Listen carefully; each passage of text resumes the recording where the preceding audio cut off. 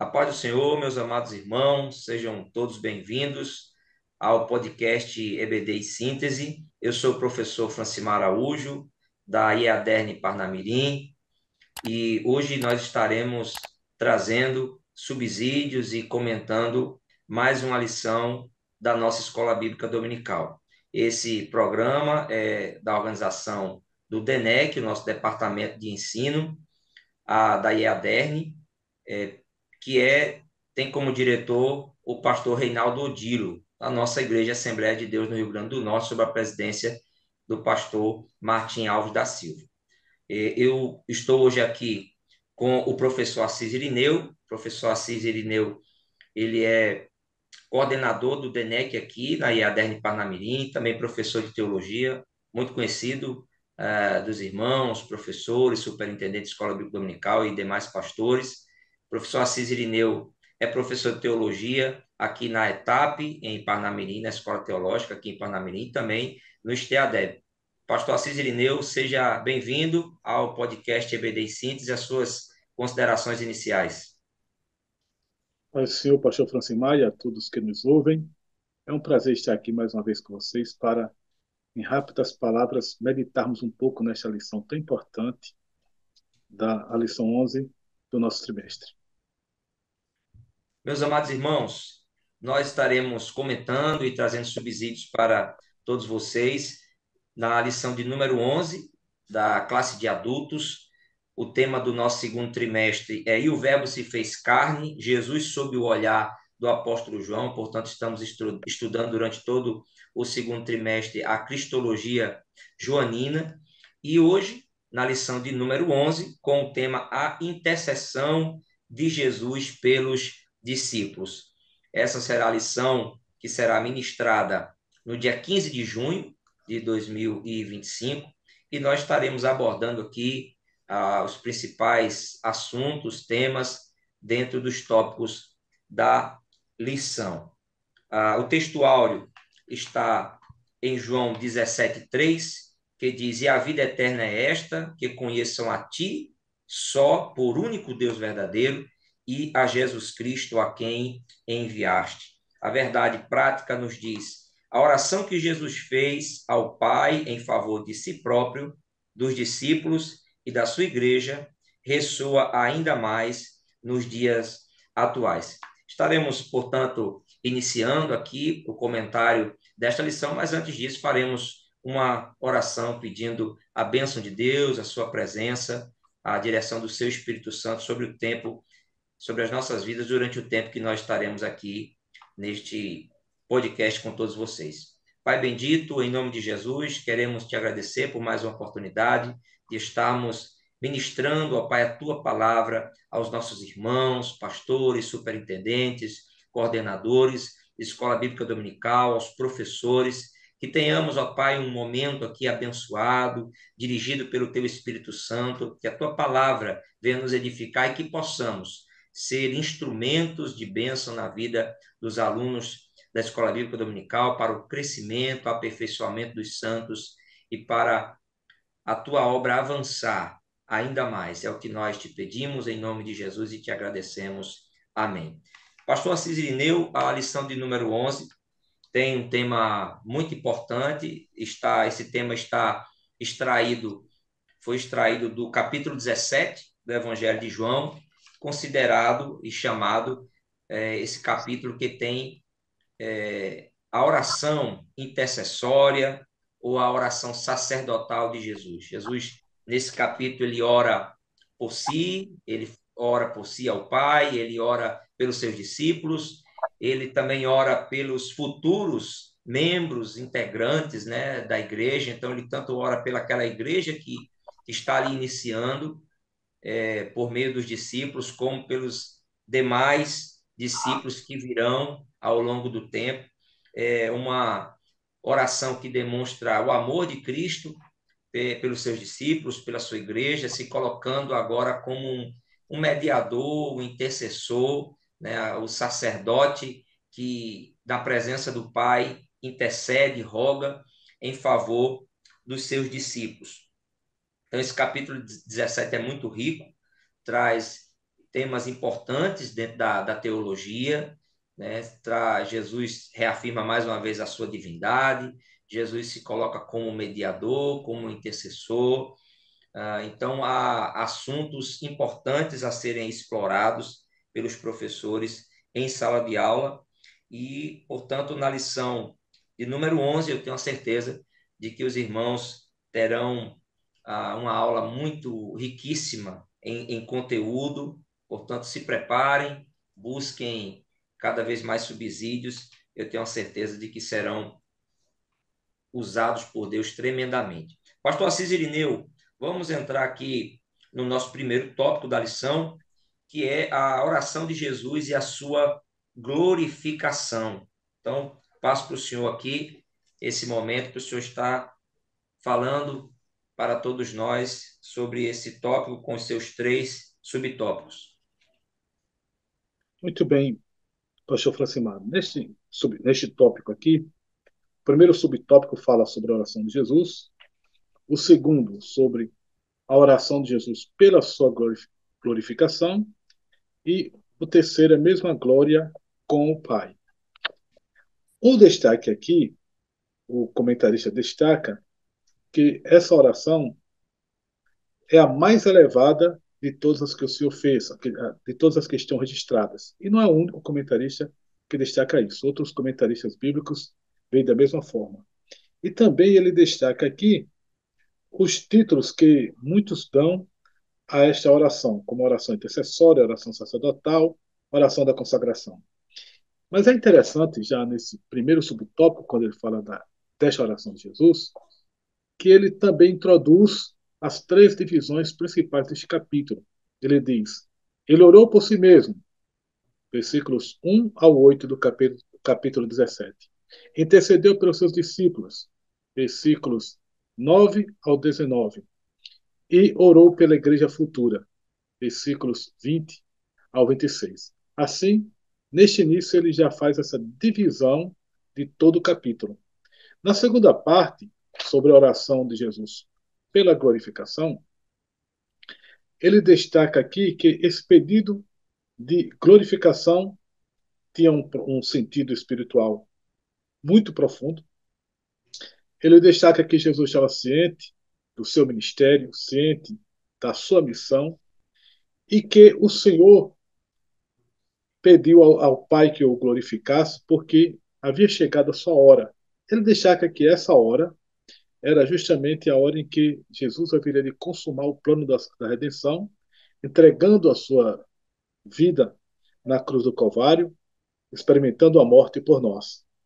E ele destaca também aqui sobre a glorificação. Ele diz que, mediante a sua morte, o mundo conheceria a vida eterna, conheceria Jesus e a vida eterna, que seria oferecida a todos que o aceitassem como Salvador de suas vidas. Ele destaca também que glorificar alguém significa torná-lo conhecido. Jesus seria reconhecido como Filho de Deus, o Salvador do mundo. E partindo para o tópico 3, ele destaca que Jesus pediu a mesma glória que ele tinha com o Pai na eternidade passada. E diz que isto é uma referência à divindade do Senhor como um verbo divino que existia na eternidade. Glória que ele tinha antes da fundação do mundo. É bem interessante este fato aqui, porque realmente destaca que o Senhor é Deus, né? Glorifica-me com aquela glória que eu tinha contigo antes que o mundo existisse.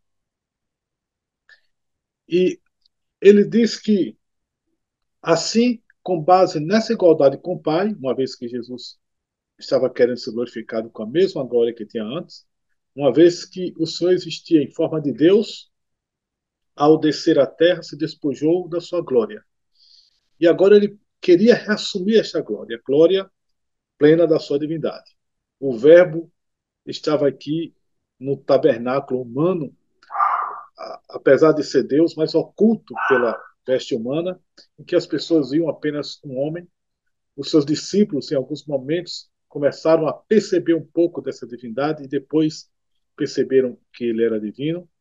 Mas agora o Senhor pedia que o Pai o glorificasse. Com sua morte e ressurreição, Jesus retornaria ao céu, seria plenamente exaltado e seria glorificado com a mesma glória que ele tivera antes da fundação do mundo, ou podemos dizer que ele sempre esteve no céu antes da encarnação, que continuava sendo Deus, pois a questão de essência, ser divindade, não é divindade não era algo transitório na sua vida, era a essência dele mesmo, nunca deixou de ser Deus.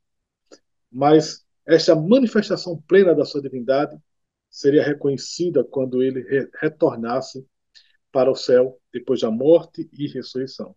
Então, ele, esse é o ponto que ele pede, e aqui é interessante destacar algumas coisas do grego.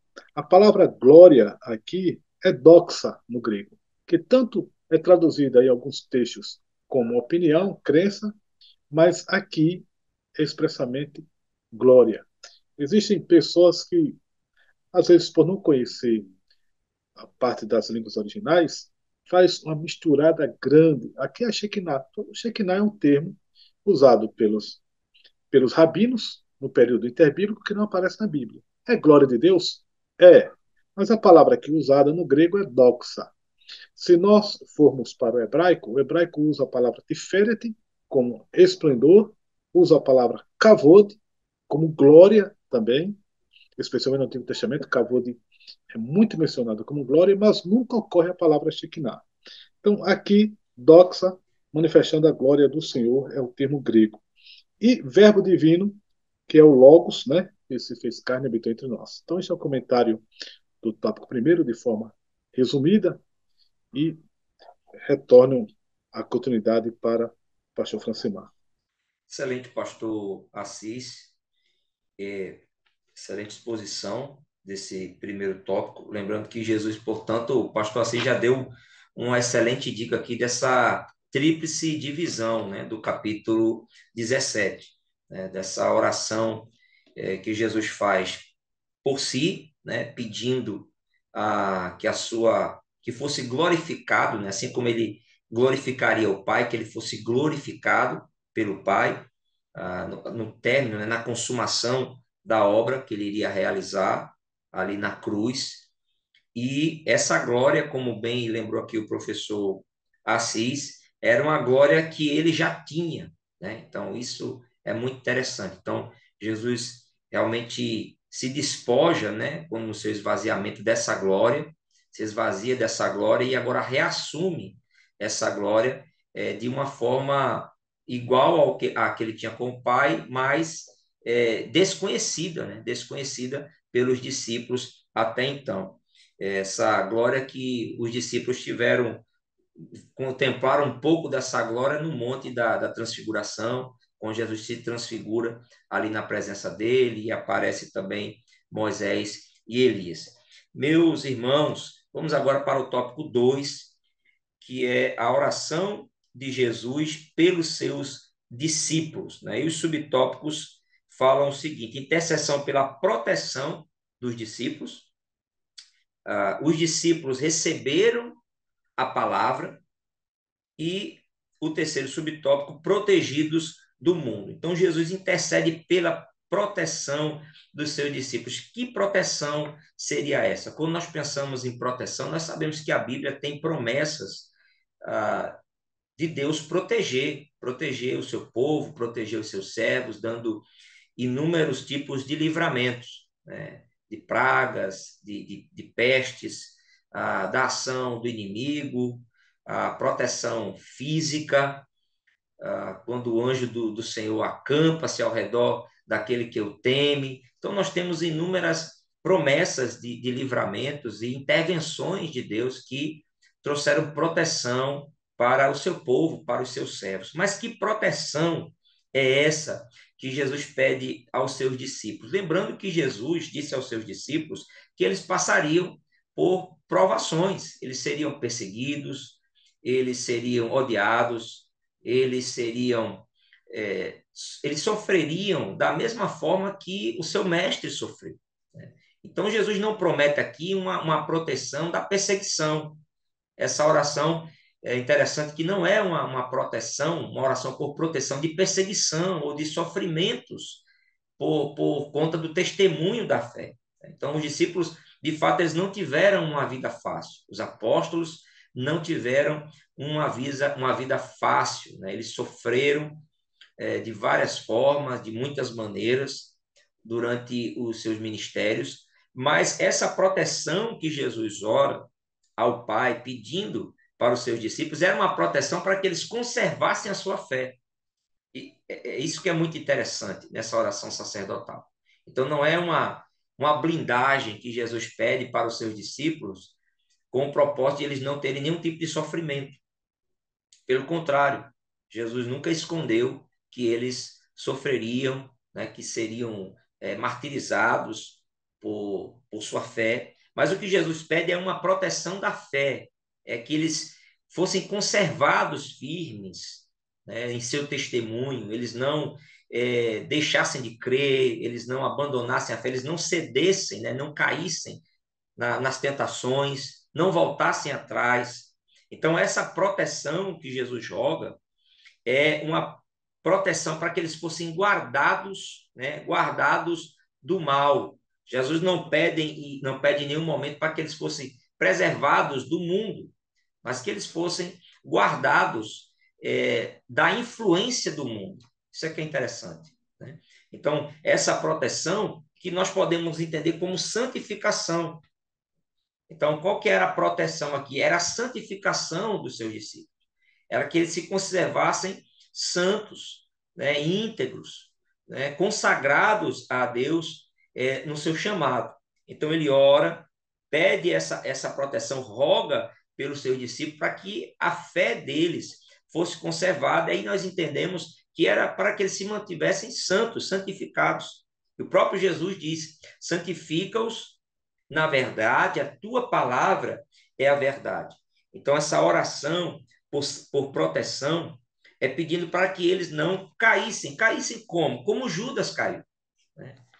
E Jesus vai citar Judas falando sobre ele, é, atribuindo a Judas, né, o título de filho da perdição. E antes que a gente possa achar que aqui há uma determinação fatalista, né, para a vida de Judas, não é simplesmente aqui o entendimento, é aquele que se perdeu, né? Aquele que se perdeu, né? Perdeu a sua posição, né? Perdeu a fé, perdeu a sua salvação.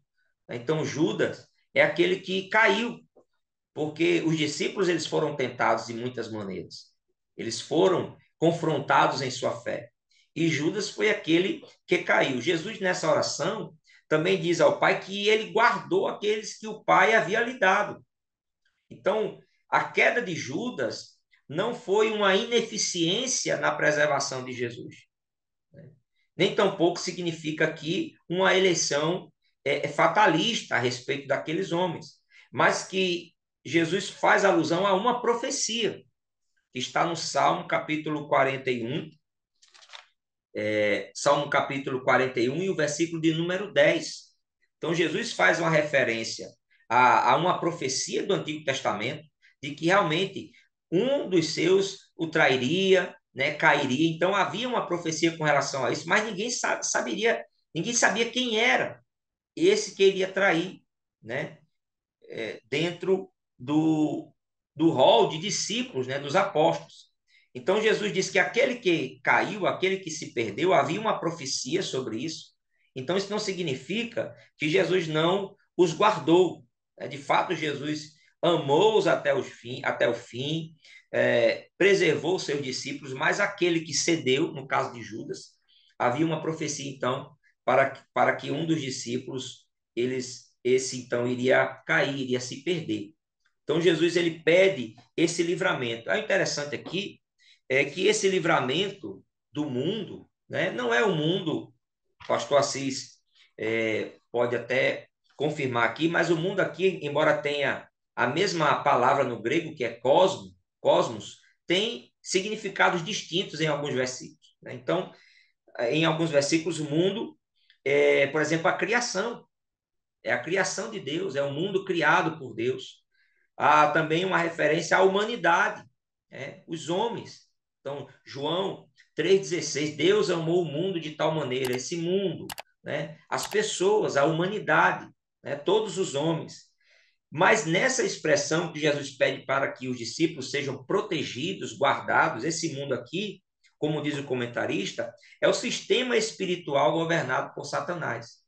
Então, esse cosmos aqui fala desse sistema.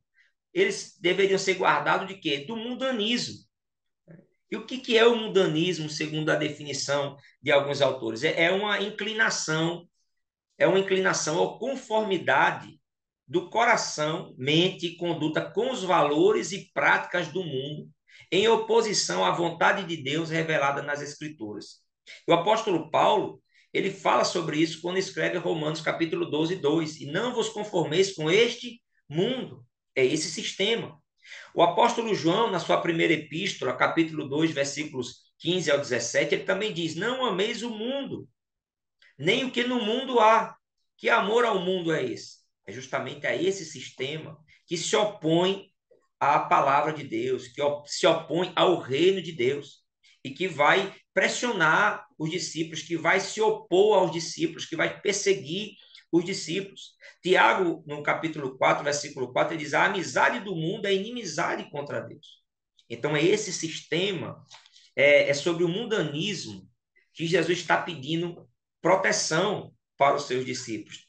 Tanto a influência moral, social, dos costumes, da cultura, como a própria perseguição contra a fé deles, que de alguma forma pudesse fazê-los desistir, voltar atrás, negar a fé. Então, é importante o professor aplicar isso à vida dos alunos, dizendo que, embora nós estejamos num mundo que está em oposição ao reino de Deus, que já chegou, que já está presente, embora não seja pleno, há um Jesus que intercedeu já por nós, que já intercedeu por nós para que nós pudéssemos, com a graça de Deus, com a ação do Espírito Santo, preservarmos a nossa fé, nos mantermos firmes diante dos ataques, das ciladas de Satanás, dos seus agentes, dos sistemas que são governados e influenciados, de certa forma, por ele, pelo inimigo de Deus, pelo inimigo do povo de Deus.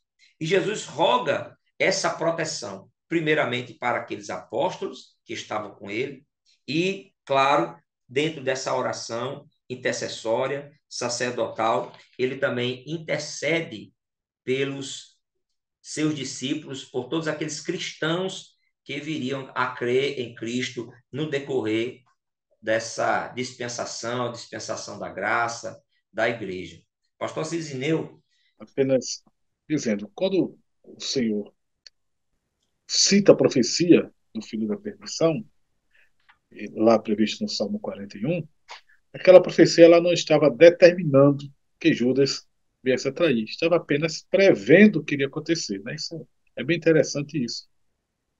Mas, avançando aqui, na terceira parte, a oração de Jesus pelos que viriam a crer, nós temos nesse tópico três subdivisões. A primeira é a oração pela unidade da igreja, segundo, o propósito da unidade, e, por fim, a oração por encorajamento à unidade. Na primeira parte, o autor destaca que Jesus pediu a unidade da igreja, e aí o versículo 21 ele diz: para que todos sejam um, assim como tu, ó Pai, estás em mim e eu em ti. Ou seja, essa unidade envolve a semelhança da unidade entre o Pai e o Filho. Era o desejo do Senhor que o seu povo se tornasse um só, formando um só corpo, como a Bíblia ensina que a igreja é o corpo místico de Jesus. E qual o propósito desta unidade? O autor aqui, ele destaca 4 motivos que devem caracterizar esta unidade. Primeiro, ele diz que a união essencial dos salvos, isso aqui é necessário, esta união essencial dos salvos como membros do corpo de Cristo. Há um só corpo, todos somos membros, esses membros estão interligados, conforme 1 Coríntios 12, verso 12. Segundo, é que essa união ela é promovida pelo conhecimento crescente sobre Jesus Cristo. Traz a referência de 2 Pedro 3,18. E é interessante este crescimento no conhecimento de Jesus que se dá através da palavra de Deus. Nós só podemos crescer se a gente mantiver comunhão com os outros, estudarmos as Escrituras Sagradas, mantermos uma vida de oração, uma vida de adoração ao Senhor. É um conjunto de fatores. E aquele destaca esse crescimento no conhecimento e na graça do Senhor Jesus. Muitos cristãos querem crescer sem conhecer a palavra. Atualmente, nós temos tido uma crise muito grande que alguns autores destacam como sendo analfabetismo bíblico. Muitos cristãos que conhecem muito pouco a Bíblia, leem muito pouco a Bíblia. Algumas vezes eu tenho feito perguntas em algumas igrejas que eu tenho visitado, quantos cristãos leem a Bíblia diariamente? E a gente se assusta, a grande maioria da igreja não lê a Bíblia diariamente. E se nós perguntarmos quantos leram a Bíblia de forma completa, aí fica mais absurdo ainda. O número é muito reduzido. Isso é constrangedor, porque estão deixando de crescer. Vê que não tem uma prática de leitura bíblica, de adoração, de devocional, a pessoa deixa de ter um crescimento diário em Cristo. Então, muito importante isso aqui, esse crescente conhecimento de Jesus que passa pelo crivo da palavra de Deus. Terceiro ponto, essa união essencial dos salmos, ela também é caracterizada pelo desenvolvimento do fruto do Espírito, conforme Gálatas 5, 22 e 23. Aquelas 9 características do fruto do Espírito: amor, alegria, paz, longanimidade, benignidade, bondade, fé, mansidão, temperança.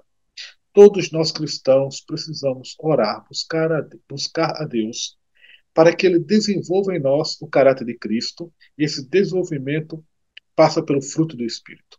A, a manifestação do caráter, o conhecimento que as pessoas terão de que nós, de fato, refletimos a glória de Cristo, está no fato de nós darmos o fruto do Espírito Santo. Em nós estarmos cada vez mais cheios dessas características divinas. É fácil? Não. Estamos perfeitos? Não, estamos em desenvolvimento, mas não podemos parar de buscar. Crescer no conhecimento da palavra e crescer na plenitude do Espírito Santo. Quarto, ele diz que esta união essencial dos salvos é manifestada na glória dos filhos de Deus e detentores da vida eterna. Pois bem, adiante, na última parte da oração, ele destaca que a crença em Cristo como o único e suficiente Salvador é a principal razão da unidade cristã, de modo que os discípulos sejam encorajados a promover esse testemunho no mundo. Assim, sem essa unidade de fé, o testemunho perde completamente a sua credibilidade. A pergunta é: nós somos um, mas em que está centrada essa unidade? Está centrada na fé em Jesus, tendo Ele como nosso único e suficiente Salvador, reconhecendo que Ele é o Cristo, que Ele é o Senhor, que Ele é o Salvador, que Ele realmente morreu na cruz por nós, ressuscitou, retornou ao céu e que tem o poder de nos perdoar e de nos salvar. Então, os cristãos todos precisam estar unidos em torno dessa verdade essencial e das demais que o Senhor destacou. Nós lemos no capítulo 7, no capítulo 7, no início da lição, especialmente no versículo 2 e 3, quando o Senhor diz, a partir do versículo 1, Pai, é chegada a hora, glorifica teu filho para que também o teu filho te glorifique a ti, assim como lhe deste poder sobre toda a carne, para que dê a vida eterna a tantos quantos lhe deste. E a vida eterna é esta, que conheça a ti só, por único Deus verdadeiro, e a Jesus Cristo, a quem enviaste. O que caracteriza a vida eterna segundo o Senhor aqui?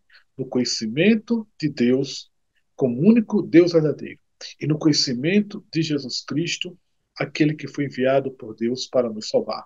Então, quanto mais nós crescemos neste conhecimento, nós temos vida. A vida eterna está nesse conhecimento, que não é um conhecimento teórico, é um conhecimento relacional, de alguém que tem uma relação com Deus. E tudo isto é através do Filho de Deus, de Jesus Cristo. Sem ele, nós não temos acesso. Ele diz: eu sou o caminho, sou a porta. É o único acesso. É por meio dele que nós temos este conhecimento, este relacionamento com o Pai, e, por conseguinte, vida eterna. Então, assim, a gente resume a conclusão desta lição e aqui vem um chamado, como é que a gente coloca isso na prática?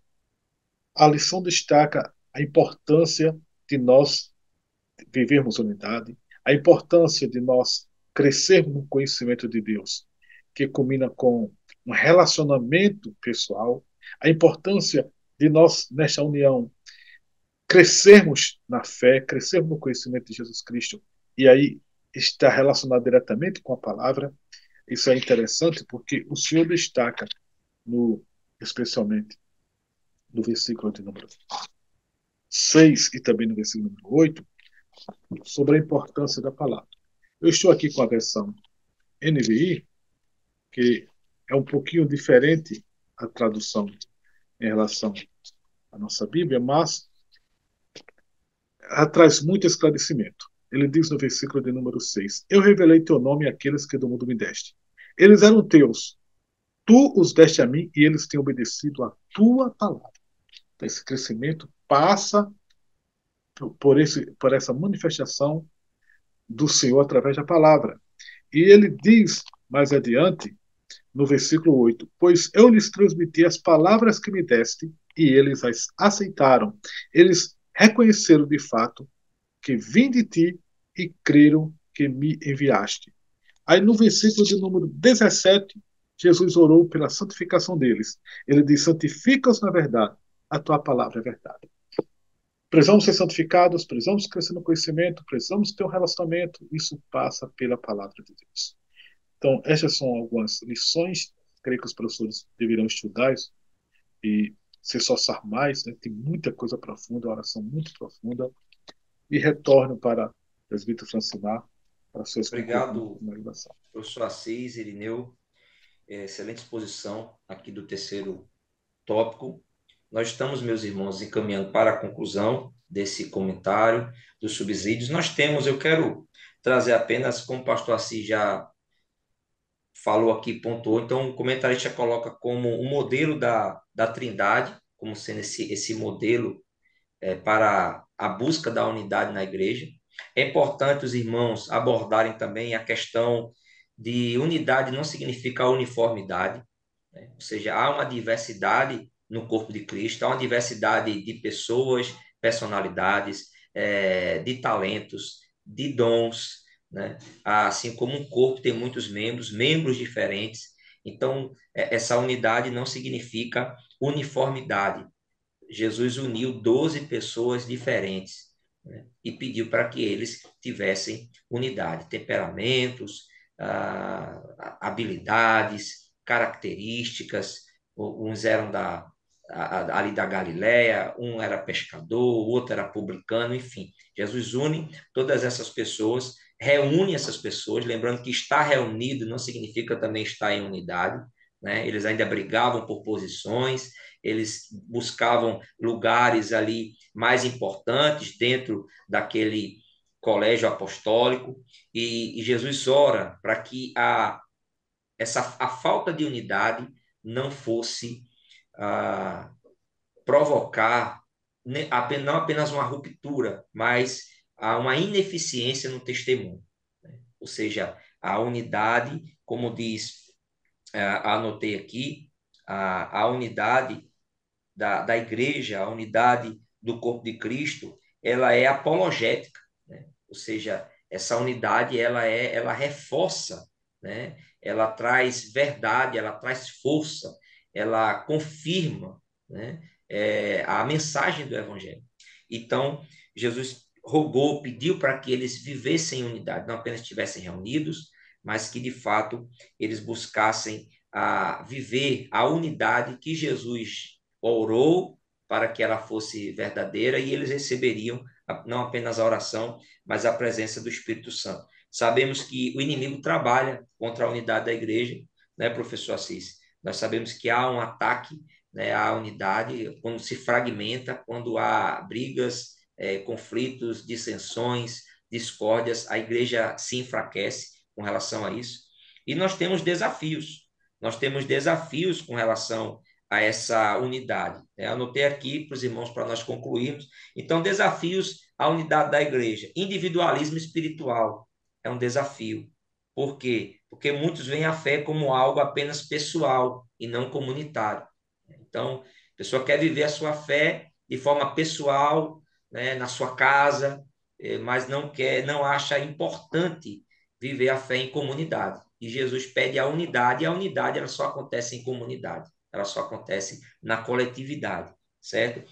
Divisões denominacionais, né? Igrejas que se dividem de muitas formas e às vezes por motivos que são motivos que poderiam ser muito bem contornados se houvesse essa busca pela unidade, de entender que há pessoas diferentes. Então, a unidade, ela não ignora diferenças, mas busca, né, o amor ali no essencial, aquilo que é essencial à fé. Então, há muitas divisões denominacionais, isso também é um desafio contemporâneo, né, para a unidade. E o orgulho e falta de perdão, né? O orgulho espiritual rompe, né? Ele rompe a comunhão e as pessoas não se esforçam para perdoar, para restabelecer a unidade por meio do perdão, por meio da reconciliação.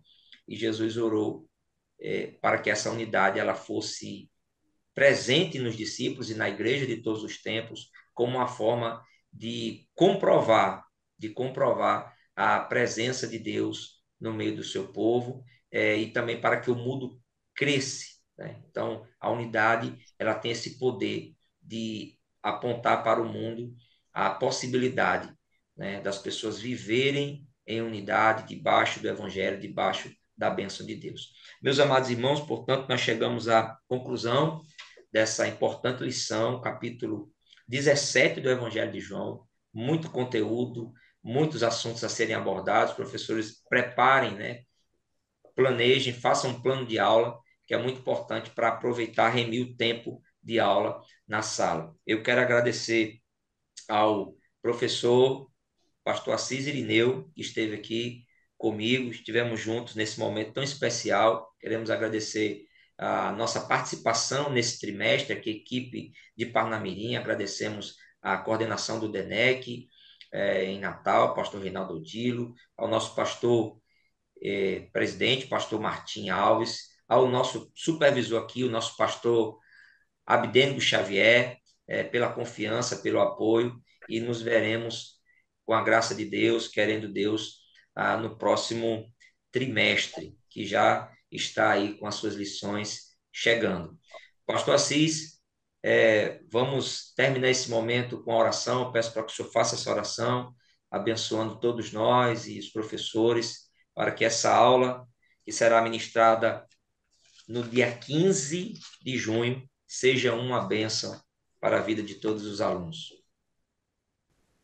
Pai querido e eterno, Pai santo e justo, em o nome do teu santo Filho Jesus Cristo, nosso Senhor e Salvador, nós te agradecemos, Senhor, pela oportunidade de estudarmos a tua palavra, por esta lição tão maravilhosa, que tu abençoes os teus servos que estarão estudando, tanto professores como alunos, que abras os seus corações, as suas mentes, os seus entendimentos, para que eles possam compreender a profundidade daquilo que tu queres nos ensinar.